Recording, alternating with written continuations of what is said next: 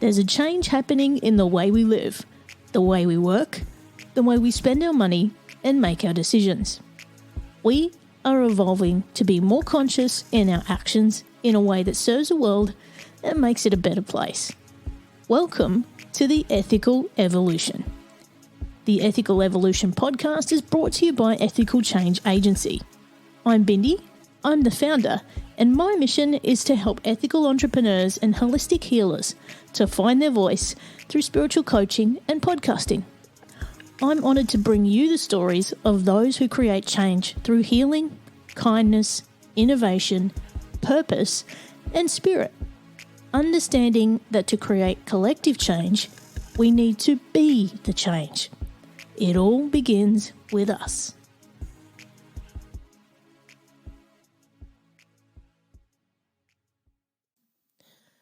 At the age of 20, Susan Michel attempted to end her life twice by ingesting 6 bottles of sleeping pills in an attempt to numb a pain she couldn't face. It wasn't until she developed a spiritual practice and found A Course in Miracles and faced her pain was she able to begin to heal. Susan is now a suicide prevention advocate and has released her book, Surrender to Joy, From Suicide to Serenity. She is now on a mission to help others turn their darkest night into their brightest day. After speaking with several suicide survivors recently, I'm finding that love plays a big part in their will to live and having something to live for. And I think this is a reminder for us all. This episode discusses suicide and suicidal ideation, which some people might find disturbing. If you or someone you know is impacted, help is available. Speak to someone today. Here in Australia, Lifeline is available 24 hours a day on 13 11 14. Welcome, Susan, to the Ethical Evolution. Oh, it's a pleasure to be here, Bindi. Thank you for inviting me on. Now, I'm a little bit excited and I kind of can already, see what's going to come out of our conversation. But for those people who don't know who you are and what you do, can you go ahead and tell us? Sure.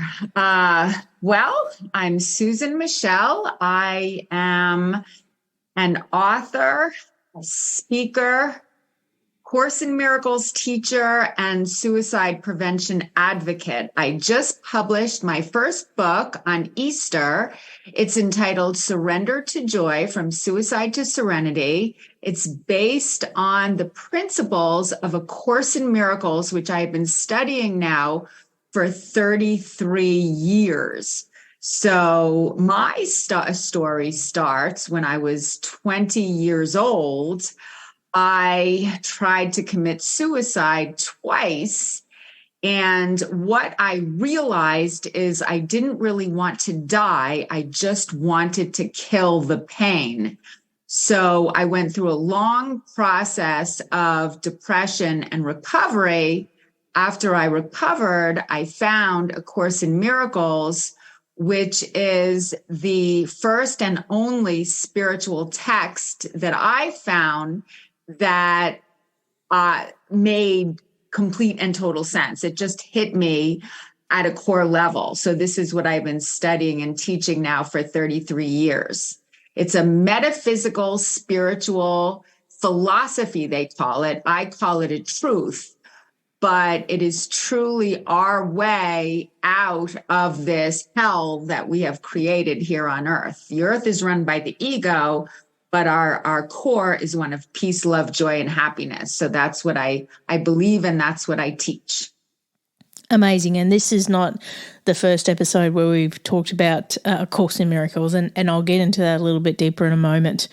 But I just want to step back a moment if we can, and I'm also going to just throw in a trigger warning here for anyone who may be dealing with issues that, around suicide and things like that. We will be talking about that. So please, if you need a moment, take it now. But Susan, for you, what was it that led you to wanting to take your life? Growing up, I had so many insecurities. I was bullied in school. My father was a control freak. He was very emotionally abusive to me. So I just was always feeling like I was on the outside looking in. I never felt a part of anything. I remember my darkest memory actually was just standing on the playground all by myself while all of the other children were playing. It might not seem horrible to some people, but to me, it kind of set the pattern for always feeling like I never fit in anywhere. I always felt completely and totally separate. Which is interesting because that's also what A Course in Miracles says is our primary cause of pain, that we feel separate. So I had a childhood of not feeling good enough, feeling like I never fit in, feeling like I couldn't connect with anything. I couldn't connect with other people because I wasn't connected to myself. So this built up until at the age of 20, I decided, well, if only I could look good enough on the outside, then I would feel good enough on the inside. So I went through this whole process of changing my physical appearance. I got plastic surgery. I dieted. I worked out. I put together a portfolio of pictures. I went around to the different agencies in Boston, Massachusetts, which is where I was living at the time. I got representation by the top agency there. And then I realized I got everything that I wanted in the external world, but I still felt as inadequate and anxiety ridden and stressed out on the inside. So at this point, I saw no way out of this inner angst. And that's when I tried to commit suicide twice by ingesting 6 bottles of sleeping pills each time.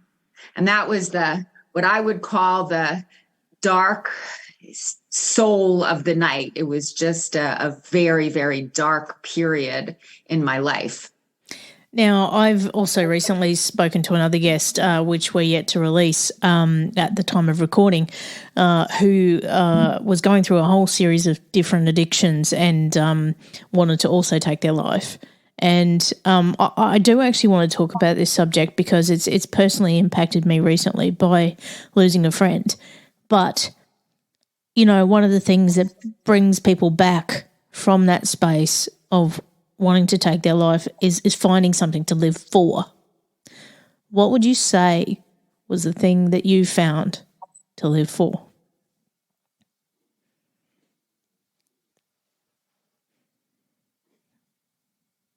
During the time of that depression, I just stayed in bed. I ate, I smoked, I did anything that I could think of to escape the pain. And in terms of what I wanted to live for at that time, you know, it's a very good question, Bindi. I think I just realized that there was something here for me to accomplish in this world. And when I started getting out of bed, what I did is I got a waitressing job. I started to take care of myself. I don't think I had any particular reason, like anything I wanted to live for at the time. I think I just was so tired of sick and bored of not being a part of the world. So I forced myself to get up. But by the time I found something to live for, it was 5 years later when I found A Course in Miracles. And that's what made sense to me. But when I picked myself out of the depression and got myself out of bed, it was because I was just tired of laying in bed all day. I think I was 20 years old. My life wasn't going anywhere. And when I remember after I ingested the 6 bottles of sleeping pills, I could have died if I didn't get out of the bed, because I ingested 6 bottles of sleeping pills and then I laid in the bed, and then something in me didn't feel right about what I was doing. So I actually jumped out of bed. I ran across the hallway. I asked my mother to take me to the hospital to get my stomach pumped. So I don't know exactly what it was, but a part of me just didn't want to die.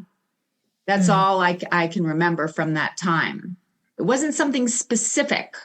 And, I mean, anybody that's in that space wanting to numb something and get rid of the pain, like, they've all got their own kind of method. And 6 bottles of pills, like, seriously, Susan, how the hell did you do that? Yeah, what I did is I went to the local drugstore and I bought 6 bottles of sleeping pills, and I hid them away until the day that I had it planned to take them. That's how I did it. And nowadays there's laws in place on limitations of how many drugs you can buy and things like that because of those very reasons. So, look, I'm not by any means condoning any reasons for any, abuse to yourself or taking your own life. But, understanding where you're at in that moment, I think is quite a pivotal thing for people to understand. And the sheer insanity in that moment of trying to take your life, really. Like, when we look at what a miracle life is now. One thing I will say, Bindi, is I do remember lying there with 6 bottles of sleeping pills in my system, and I imagined my father lying over my dead body in tears. I wanted to feel a connection to him, because he was always so stoic and not, he disconnected, and I could never connect to him. So I thought of myself dead on the floor with him crying over my dead body. And I imagined this connection that would come out of my death. So that is specifically the reason I tried to take my life, because I felt no connection with him, with myself, or with God. Did you ever reach a kind of conclusion with your father, or no? Diablo 4 has arrived. As the forces of hell gather, only you can stand in their way. Journey across the expansive open world of Sanctuary. Choose from 5 powerful classes, then progress them to fit your playstyle. Adventure with your friends in up to 4-player co-op with cross-play and cross-progression on all platforms. Welcome to Hell. Diablo 4, available now. Rated M for mature. Tap the banner or visit this episode's page to learn more. Yesterday was my father's birthday. He would have been 99 years old. Wow. He passed away at the age of 97. And near the end of his life, I was taking care of him. It's me and my sister, but he was living closer to me in a nursing home. And every time I would go in to visit him, I would go in a few times a week. I was always praying for forgiveness, because I needed to forgive him totally and completely in order to feel more connected to myself. And yes, I mean, he had dementia before he passed. He was very childlike before he passed. So that added to his vulnerability. He wasn't that stoic man that I knew midlife. He was completely the opposite. We would watch little Shirley Temple YouTube videos, and he would just kind of bop his head back and forth like a child. So I guess for me, that was endearing. That was healing. I still have challenges. It's not about him anymore. It's just about, I guess, certain parts of myself that I have not yet fully forgiven. I mean, I'm still a work in progress, but I have his ashes sitting on a altar here that I've created in my room, and I do love him very much. And consciously, I think I've forgiven him. I think unconsciously, I'm still working through some pain points. So we did have a good relationship near the end of his life. Yes, we did. And, can I just say we are so glad that you're still here and that you got to have those moments with your dad. But tell us about how you found A Course in Miracles. When I was 25 years old, and I'm 58 now, so I'm going back, I guess, about 33 years, I was in Manhattan, and I had restarted this modeling career, and a friend of mine who I met at a job, a booking, invited me to a Marianne Williamson lecture in the Times Square area of Manhattan. Marianne Williamson is actually running for president right now. Mm-hmm. She's the most famous interpreter of A Course in Miracles that I know of.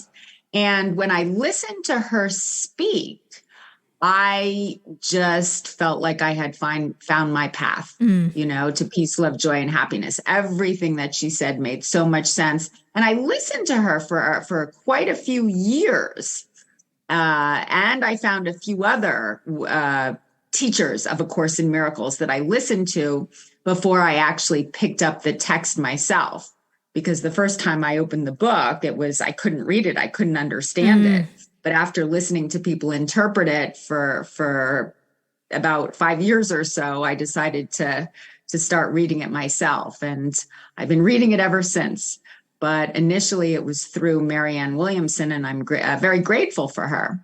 And again, wow, this is where our paths kind of cross. So I also discovered A Course in Miracles thanks to Marianne Williamson, but I was 19 at the time. I'm nearly 50.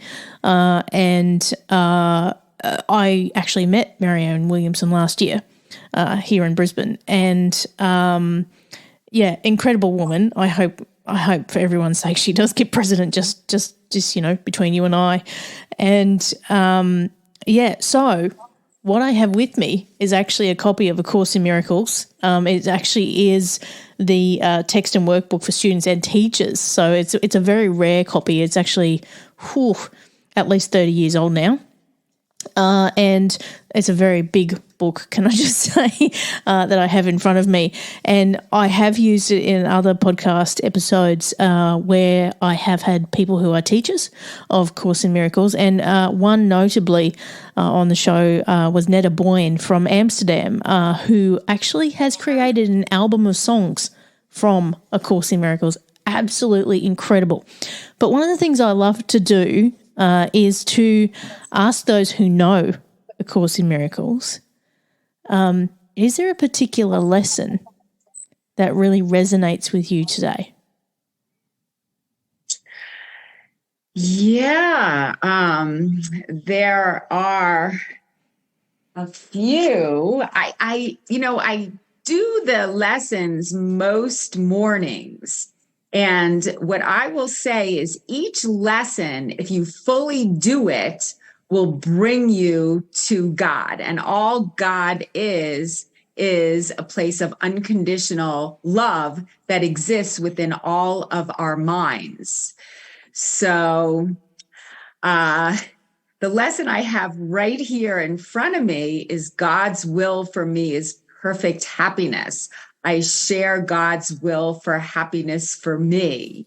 And just to say it is fine, but to really embody that is amazingly beautiful, because God's happiness, in my opinion, does not come from anything of the world. Mm-hmm. It's not like I just got a better job, or I just won the lottery, or I just got a date with that special someone. When we talk about God's idea of perfect happiness, it's when we're connected to source energy, which is our true state of being. And that just comes from loving ourselves totally and completely. So, when I just focus on that thought, A Course in Miracles also tells us that the world is not real. The external world is nothing more than a reflection of an internal condition. So just to intellectually understand it, like I said, is good, but to embody it is just amazing, is breathtaking. So I don't think, Bindi, I have a favorite lesson because they're all really, really good. I know quite a few of the other lessons that I love focus on forgiveness. And A Course in Miracles tells us over and over that the two easiest ways to connect to that state of peace, love, and joy that exists within all of us is gratitude and forgiveness. So forgiveness is a biggie for me as well. I think that's amazing. And I think the other thing that's been very apparent when we talk about A Course in Miracles is that all of these lessons are connected. It doesn't matter where you open it up to today, what lesson it is, what number it is, they're all connected and they all are relevant to no matter what day it is. And so I've just opened the book to lesson 78, Let Miracles Replace All Grievances. And it's kind of funny that just a couple minutes ago I said to you, what a miracle we are. That's beautiful. That's beautiful. I just opened the workbook here to lesson 69. Lesson 69 says, my grievances hide the light of the world in me. And what that means is whenever we hold a thought of resentment or unforgiveness towards anyone, we're blocking God's joy. And again, what is God? We're a part of God. So we're blocking our own joy by holding grievances. I mean, the world teaches that, if someone did something to hurt us and we let it slide, we might be opening ourselves up to be hurt again. But in fact, the opposite is true. When we can truly forgive the person who victimized us, that's when we're kind of clearing our channel and preventing it from happening again. Because everything is energetically connected. So when we hold on to blocks, when we hold on to unforgiveness, we're actually setting ourselves up for a future attack. But if we forgive, well, then we're just kind of learning the lesson that we needed to learn from that incident and preventing that same thing from happening in the future. So that's lesson 69. My grievances hide the light of the world in me. It's all about forgiving. And, part of that lesson, it says to tell yourself, if I hold this grievance, the light of the world will be hidden from me. And if we relate that to your experience, if you were to hold that grievance, the light of the world would be hidden from you. But the fact that you've let go of that and you've moved beyond that, look at where you are now. It's all connected. All of it is connected. It's all connected. And I will say too, I am a work in progress. It's not like a one-time deal. I forgive and now I'm healed. It's, I'm growing closer to God as time progresses. However, we are being challenged on a daily basis. Even Marianne Williamson was written up in the paper recently. She lost her temper and it was all over the news here in America. I don't know if you've heard about that. Again, that's her humanity. We all have our challenges in life. Absolutely. Yeah. We are human. And, I've just flipped over to lesson 91, Susan, and, miracles are seen in light. Again, connected. There's a piece here. Miracles are seen in light. The body's eyes do not perceive the light, but I am not a body. What am I? Now, I was talking about a previous guest, Netta Boyne. She actually has a song, I Am Not a Body, I Am Free. Because, if you can check out her album, it is absolutely incredible. I think you will love it. I when I first discovered it, I could not stop playing it. And if you go back to previous episodes, she actually performs live on the episode, and it was like time stopped still. It was an incredible moment where you could feel the energy in the air. It was just absolutely amazing. So, when we can connect all these parts of ourselves and actually see that everything is connected, and if we relate it back to our experience, just for you, that's incredible. There's a whole slew of lessons here. I am not a body, I am free, for I am still as God created me. Yep. That's beautiful. That's miraculous. I would love to listen to her. Mm-hmm. And what it's reminding us is that when I see your body, I'm not seeing you. When I can kind of look beyond your body and see the Christ-like state that exists within you, well, then I'm seeing you truly. And I also believe that's what Jesus did when he was alive. From everything that I know about him, he actually saw through people's bodies. He saw through their illness, whatever that illness might be, to the Christ-like state that existed inside of them. And by being so clear in his vision, he allowed whoever he was looking at to feel that Christ-like state within themselves, and that's what allowed them to heal. So to look through the external is our way to feel our connection, because bodies cannot connect. Souls and minds can connect. And A Course in Miracles is also telling us that God has but one son, and we are all part of that sonship.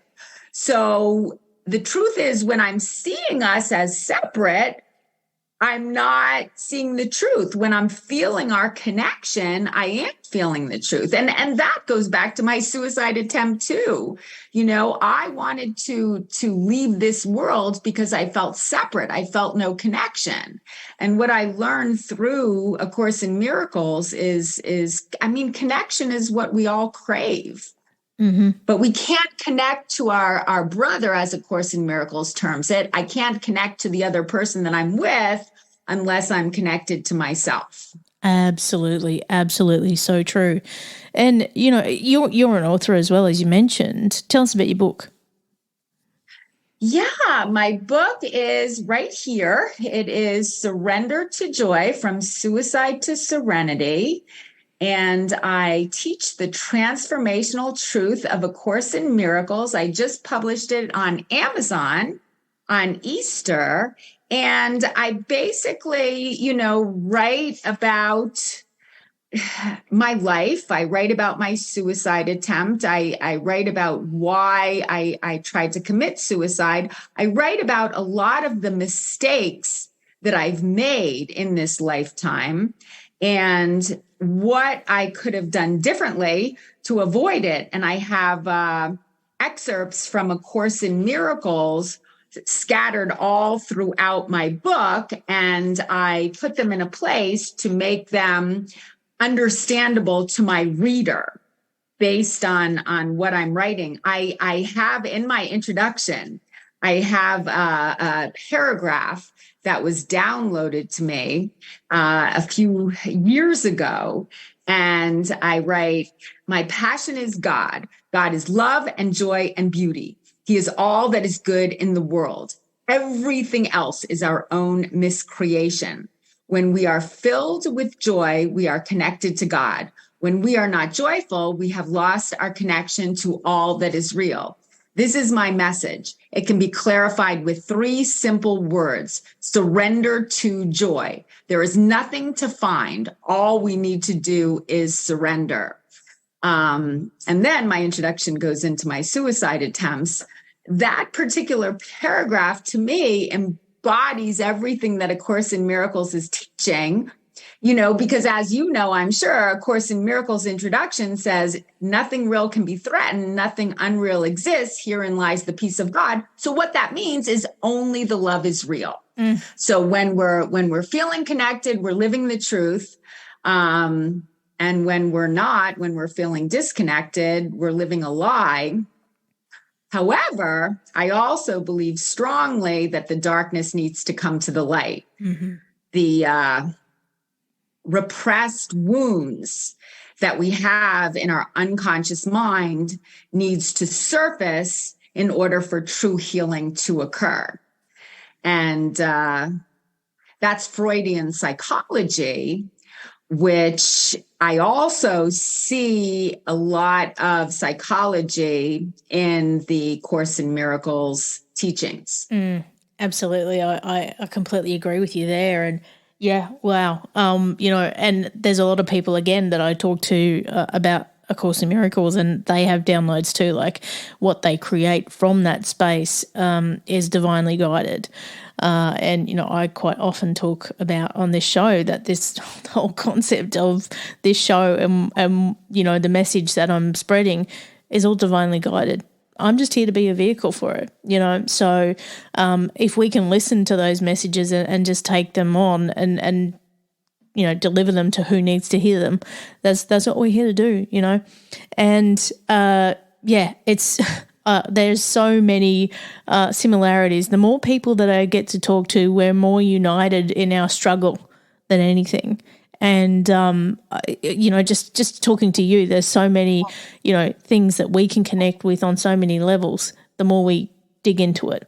And I find that so fascinating. And that's why I love what I do here on this show. Now, if people want to get in touch with you, Susan, and find out more about your book and what you do, where can they go? Surrendertojoy.net is my website, www.surrendertojoy.net. And and then the book is available in Amazon right now. So I'm excited about that. Yep. Thank you for asking. You're welcome. Now, I've got a last big question for you, which I can't wait to hear your answer on. What's the change you'd love to see in the world, and how can we bring it to light? The change that I would like to see in the world is I would like to go from fear, as it is being run right now, to love and forgiveness. I would like people to start taking responsibility for how they're feeling instead of projecting their unhealed wounds onto other people. I think that's how the change is going to happen. I mean, basically, Course in Miracles tells us that eventually we're all going to make it home to heaven. You see, A Course in Miracles, unlike the traditional religions, does not believe in hell. Hell is just a state of mind that we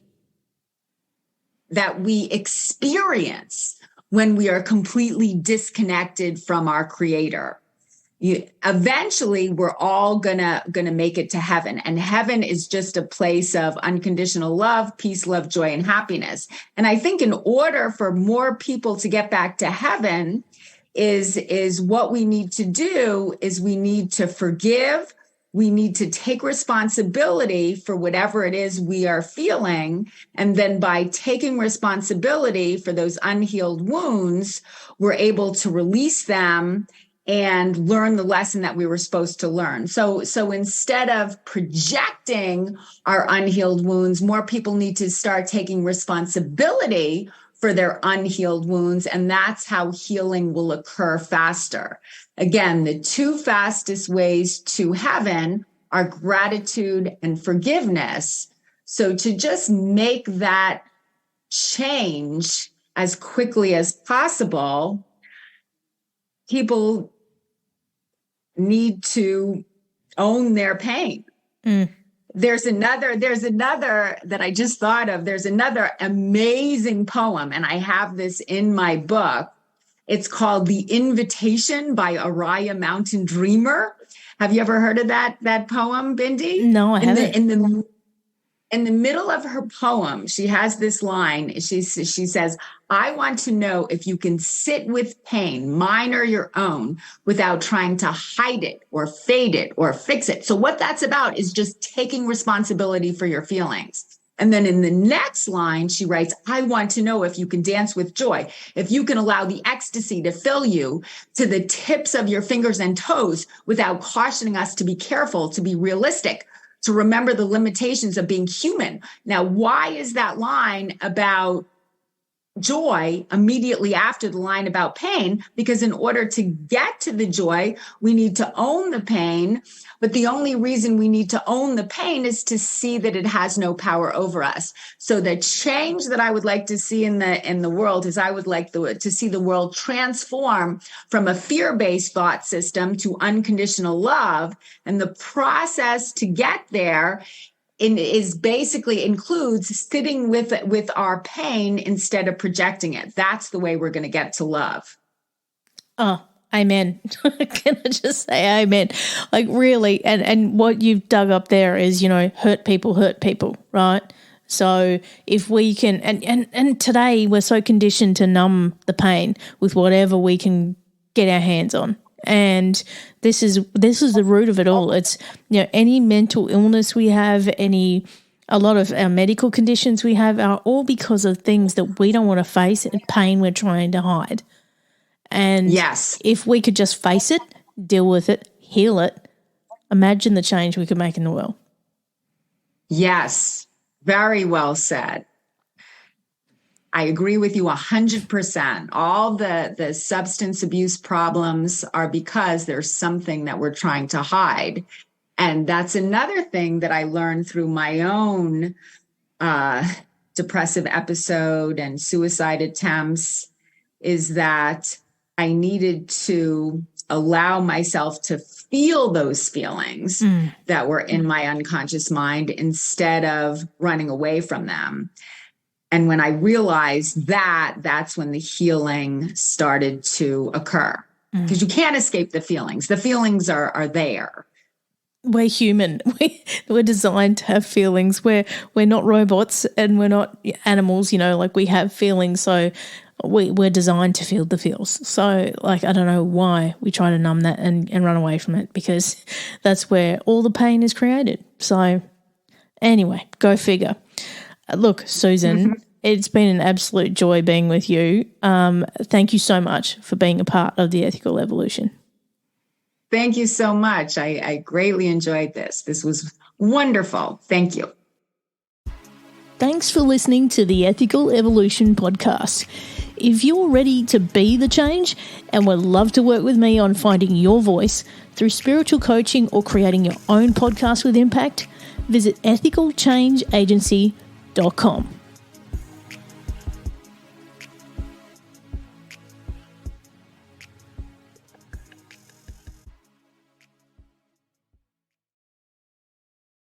Hey, I'm Ashley D., a media entrepreneur, mother of 3, and a woman of God.